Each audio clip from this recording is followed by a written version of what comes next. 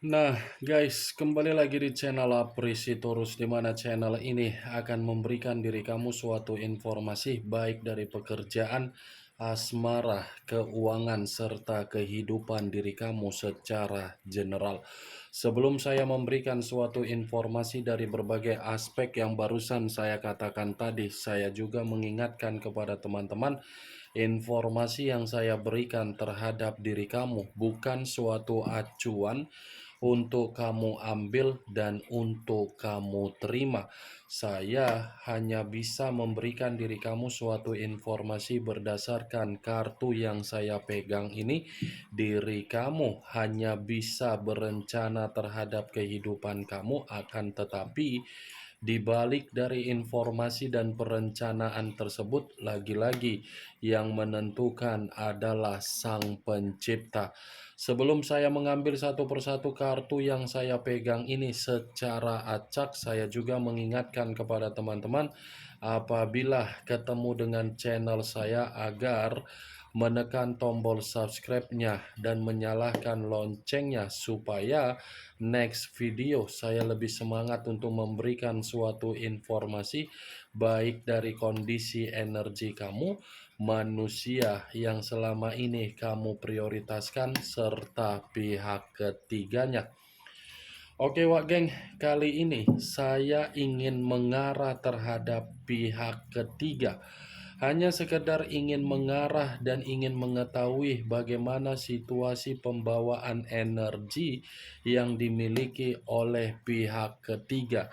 Apa yang dipikirkan, apa yang dirasakan, dan apa yang ingin disampaikan oleh kartu yang saya pegang ini. Kita langsung saja. Saya akan mengambil beberapa kartu, di mana kartu yang akan saya ambil nanti bisa saja bersifat resonate, bisa saja tidak bersifat resonate. Semuanya saya kembalikan terhadap pola pemikiran kamu, semuanya saya kembalikan terhadap situasi energi yang kamu miliki untuk saat ini.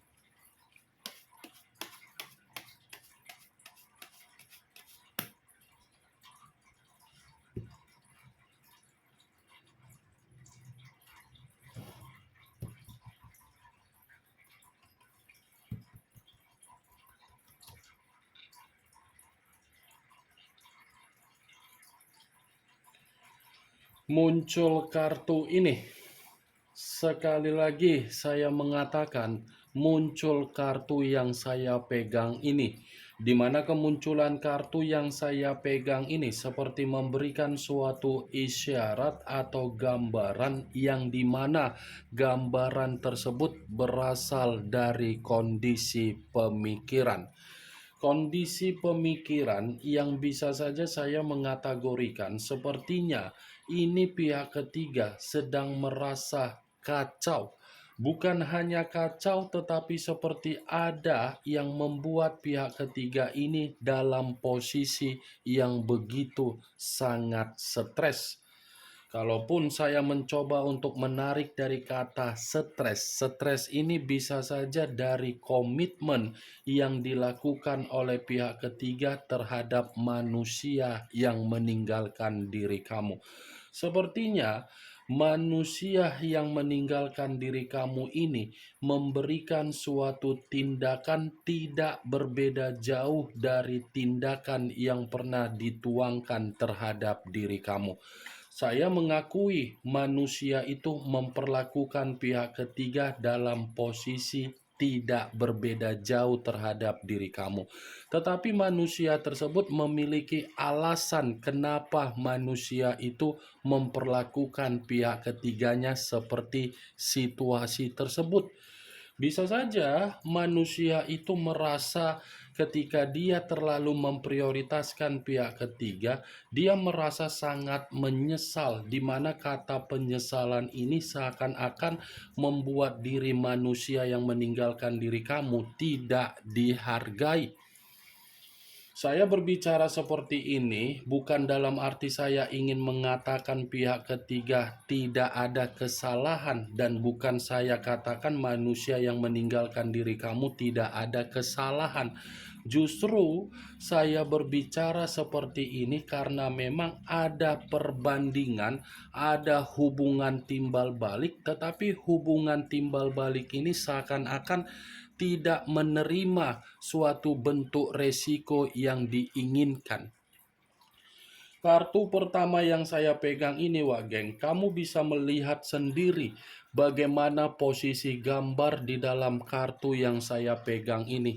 Seseorang yang tertidur tetapi posisinya di atas peti dan dikelilingi oleh 9 pedang, yang dimana 9 pedang ini mengisyaratkan situasi stres, depresi, ketakutan, menyesal, terancam, dan kewaspadaan. Kalaupun saya mencoba menarik kembali dari kata ketakutan, ini saya rasa pihak ketiga bukan hanya merasa ketakutan dari komitmen yang dia jalankan terhadap manusia yang meninggalkan diri kamu, tetapi rasa ketakutan ini seperti ada sesuatu hal yang disembunyikan oleh pihak ketiga, atau mungkin ada suatu masalah terhadap seseorang di luaran sana. Muncul kartu The High of Priestess, di mana kemunculan kartu yang saya pegang ini kartu yang selalu saya katakan sebagai ungkapan batin, ungkapan spiritual, tetapi ungkapan batin yang tidak saya kategorikan sebagai ungkapan batin yang tenang. Karena secara tidak langsung kemunculan kartu The High of Priestess ini seperti mengategorikan komitmen yang dilakukan oleh pihak ketiga dengan manusia yang meninggalkan diri kamu. Sebenarnya komitmen itu adalah komitmen kecerobohan. Kenapa? Karena di satu sisi yang satu ingin memperbaiki kehidupan, yang satu ingin mendapatkan nafsu.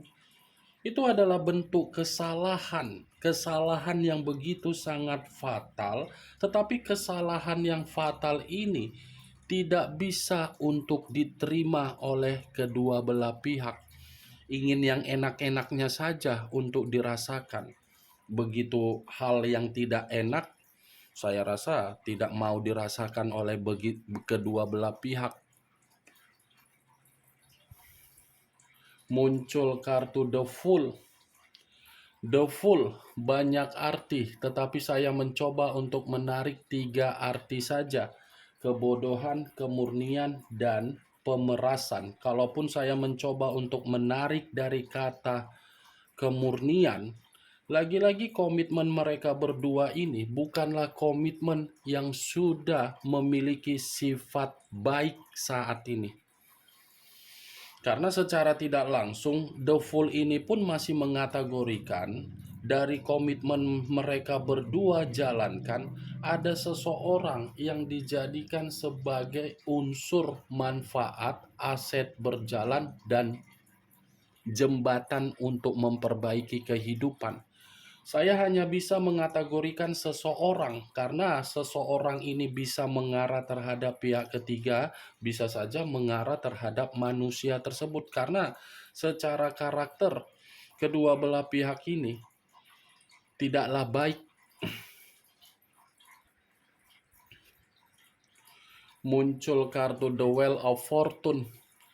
The Wheel of Fortune, perputaran waktu, karma, keberuntungan, dan titik balik di dalam kondisi kehidupan.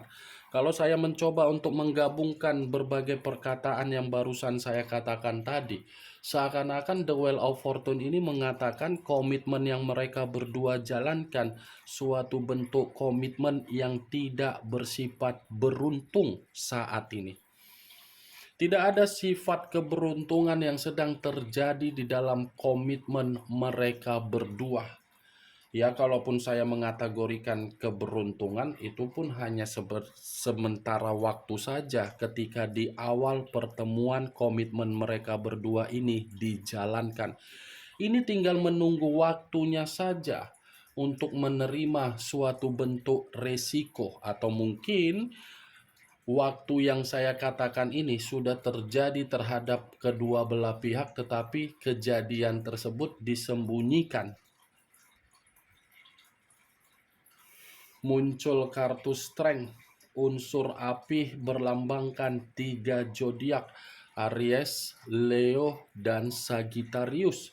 Kalau saya mencoba untuk mengesampingkan ketiga zodiak yang barusan saya katakan tadi, kartu strength ini mengungkapkan sepertinya kedua belah pihak sudah tidak saling menghargai.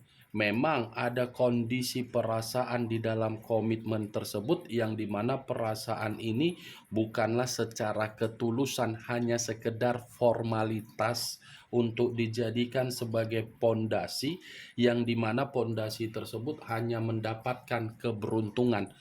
Kartu pertama saja sudah saya katakan tadi, Wak Geng.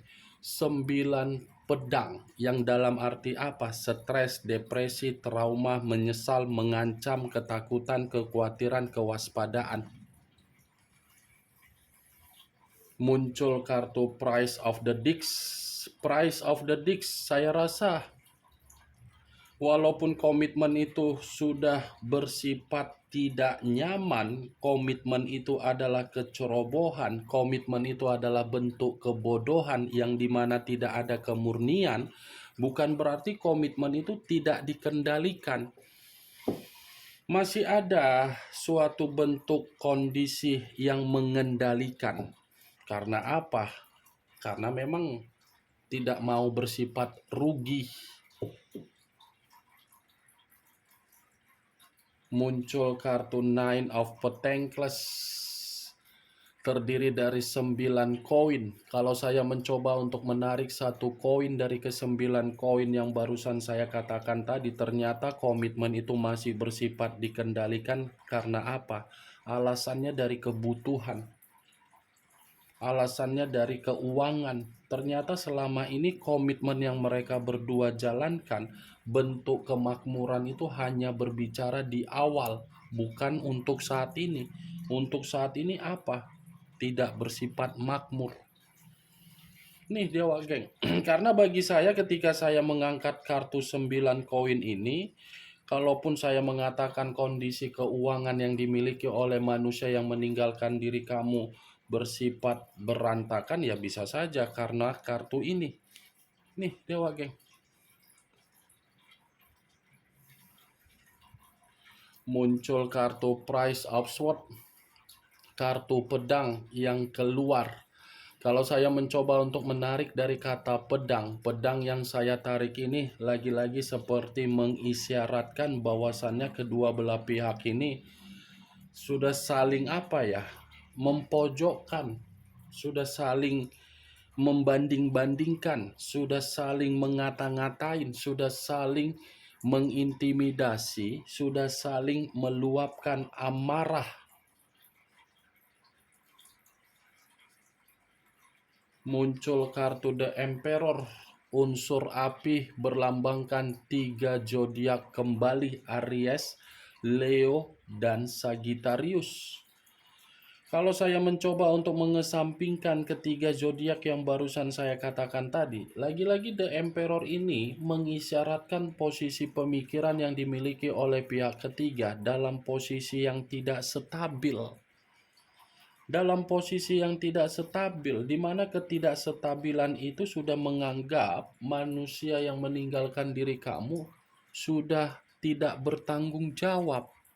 Ya, bagaimana mungkin manusia itu bertanggung jawab? Bisa saja manusia itu menganggap pihak ketiganya adalah seseorang yang keras kepala untuk saat ini, Wak Geng.